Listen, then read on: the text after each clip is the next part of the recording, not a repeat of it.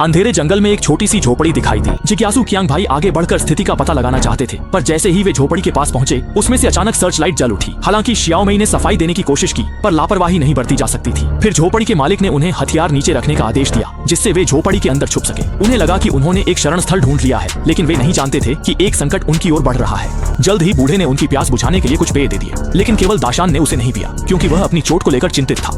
देर सोचने के बाद उसने तय किया कि अपनी पत्नी को सच्चाई बता देनी चाहिए। लेकिन जब दाशान बाहर आया तो उसने देखा कि उसके सभी साथी नशीली दवा पीकर बेहोश हो चुके थे। इस समय दाशान अपने साथियों को बचाने के लिए आगे बढ़ना चाहता था, लेकिन तभी बूढ़े ने अपने हाथ में एक यंत्र से उसे नियंत्रित कर लिया।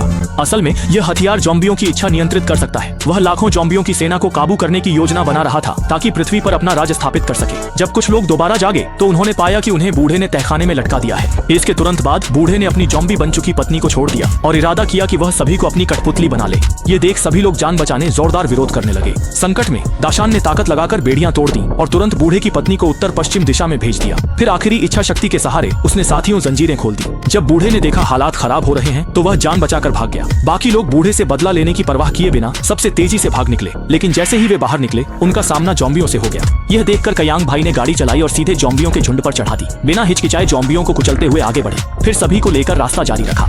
हालांकि अब वे सुरक्षित इलाके से ज्यादा दूर नहीं थे, लेकिन पीछे से आ रहे ज़ॉम्बियों की तादाद बहुत ज्यादा थी और सामने रास्ते में एक बड़ा पेड़ भी आ गया था। कुछ लोगों को मजबूरन गाड़ी से उतरकर ज़ॉम्बियों का मुकाबला करना पड़ा, लेकिन जल्दी ही उनकी गोलियां खत्म हो गईं। ऐसे नाजुक मौके पर दाशान फिर आगे आया। उसे एहसास था कि वह भी जल्द ही ज़ॉम्बी बन जाएगा, इसलिए पत्नी की रक्षा के लिए उसने खुद को कुर्बान करने का फैसला किया। दाशान की मदद से उन्हें समय मिल गया और बाकी लोग इस मुसीबत जगह से सफलतापूर्वक भाग निकले और एक शरण स्थल में छिपकर संकट से बच गए। और जल्द ही इंसान ज़ॉम्बियों के साथ अपनी लड़ाई में आखिरकार जीत हासिल करेगा।